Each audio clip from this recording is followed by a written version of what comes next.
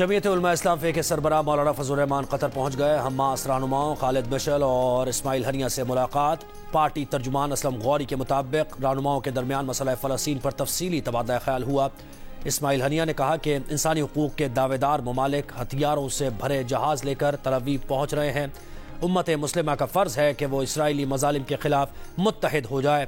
खालिद मशल का कहना था कि कश्मीर और फ़लस्तीन पर अरसा दराज से मज़ालिम इंसानी हुकूक के दावेदारों के मुँह पर तमाचा है।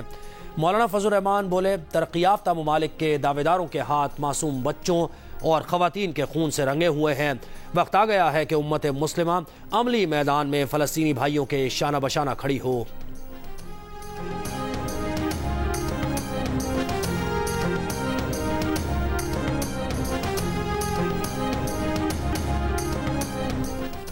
जंगबंदी नहीं तो वोट भी नहीं, बाइडन तुम छुप नहीं सकते। अमेरिका का दारुल हुकूमत फ़लस्तीनियों के हक में नारों से गूंज उठा। वाइट हाउस के बाहर फ़लस्तीन के हक में अब तक के सबसे बड़े एहतजाज में मुजाहिरीन का गजा में फौरी जंगबंदी का मुतालबा।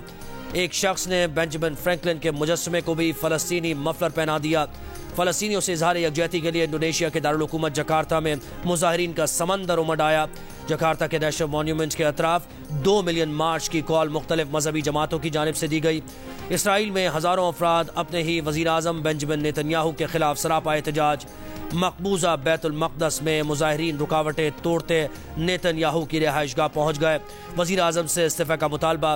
New York, London, Paris, Berlin, Oslo और ब्यूनस आयर्स समेत दुनिया के मुख्तलिफ दारुल हुकूमतों में मुजाहिरे। इसराइली फ़ौज की शिमाली गजा में मस्जिद पर बमबारी। गुज़श्ता रोज़ भी इसराइली फ़ौज ने जैतून और सिबरा के इलाकों में 2 मसाजिद को शहीद किया था। इसराइली फोर्सेस के मगरबी किनारे में हमले तेज़, घर पर टैंक शिकन रॉकेट से हमला। 3 नौजवान फ़लस्तीनी शहीद। नाबलोस, रामल्ला और जनीन से 46 फ़लस्तीनी हिरासत में लिए गए। गाज़ा में इसराइली फोर्सेज और हमास में दूबदू लड़ाई जारी। इसराइल की रात भर गाज़ा पर बमबारी। 2500 अहदाफ को निशाना बनाने का दावा। 2 पनाह गुज़ीन कैंप्स पर हमलों में बच्चों और औरतों समेत 53 फ़लस्तीनी शहीद, मुतअद्दिद ज़ख्मी हो गए।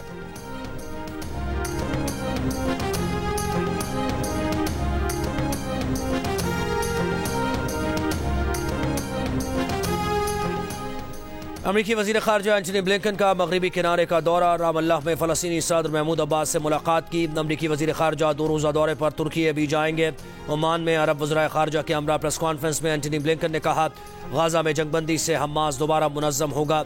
उर्दूनी वज़ीर ख़ारजा ने कहा कि गाज़ा में वहशियाना कार्रवाइयों को दिफा करार नहीं दिया जा सकता। मिस्री वज़ीर ख़ारजा का गाज़ा में गैर मशरूत फौरी जंगबंदी का मुतालबा। इसराइली बमबारी से मासूम फ़लस्तीनियों के कत्लेआम पर शदीद रद्द-ए-अमल देते हुए चाद ने भी इसराइल से अपना सफ़ीर वापस बुला लिया। इससे कबल उर्दन, बहरीन और तुर्की ने भी इसराइल से अपने अपने सफ़ीरों को वापस बुलाया था।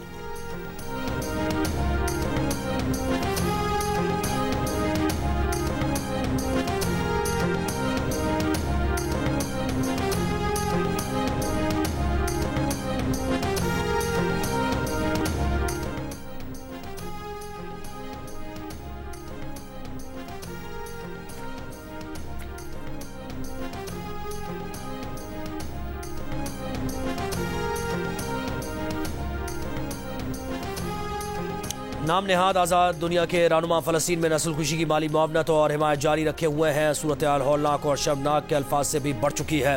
भारत में कांग्रेस रहनुमा प्रियंका गांधी का फ़लस्तीनियों की हिमायत में सोशल मीडिया पर बयान। कहा 10,000 शहरियों का कत्लेआम किया गया, जिनमें तकरीबन 5,000 बच्चे हैं। पूरे ख़ानदान ख़त्म किए गए। पनाह गुज़ीनों के कैंप को भी ना बख्शा। अस्पतालों और एम्बुलेंसेस पर भी बमबारी की गई।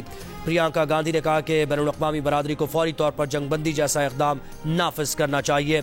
जंगबंदी ना हुई तो आलमी बरादरी के पास कोई इखलाकी जवाज़ नहीं बचेगा। साबिक़ वफाकी वज़ीर फवाद चौधरी का शहरी से 50 लाख रुपए लेने के केस में 2 दिन का जिस्मानी रिमांड मंजूर। फवाद चौधरी को हथकड़ी लगाकर और चेहरे पर कपड़ा ढांप कर अदालत में पेश किया गया। जज ने कहा कि मुद्दई मुकदमा का दावा है कि उसने नौकरी के लिए फवाद चौधरी को 50 लाख रुपए दिए थे, जिस पर फवाद चौधरी ने कहा कि उन्होंने तो इस मुद्दई को कभी देखा तक नहीं है। साबिक़ वफाकी वज़ीर और सुप्रीम कोर्ट का वकील हूँ, तौहीन नहीं होनी चाहिए। अदालत से वापसी में फवाद चौधरी ने कहा कि जो हालात हैं वो सबके सामने हैं।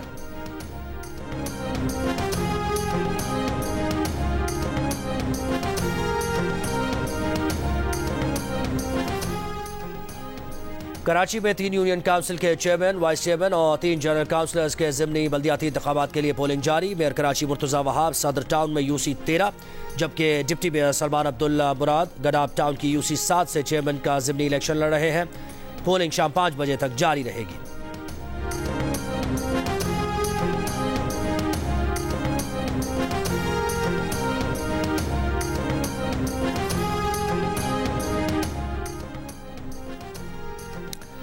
नई दिल्ली की फजाई आलूदगी के असरात क्रिकेट मैचेस पर भी पड़ने लगे। श्रीलंका बांग्लादेश की टीम्स ने मैच से कबल ट्रेनिंग सेशन मंसूख कर दिया। दोनों टीम्स के दरमियान कल नई दिल्ली के स्टेडियम में मैच होना है।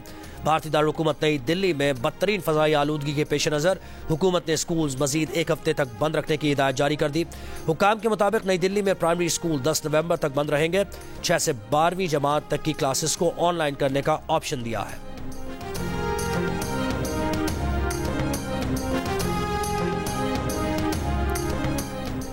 और आईसीसी क्रिकेट वर्ल्ड कप में भारत और साउथ अफ्रीका आमने सामने। भारत ने साउथ अफ्रीका के खिलाफ 2 विकेट के नुकसान पर 219 रन बना लिए। दोनों टीम्स पहले ही सेमीफाइनल में पहुंच चुकी हैं।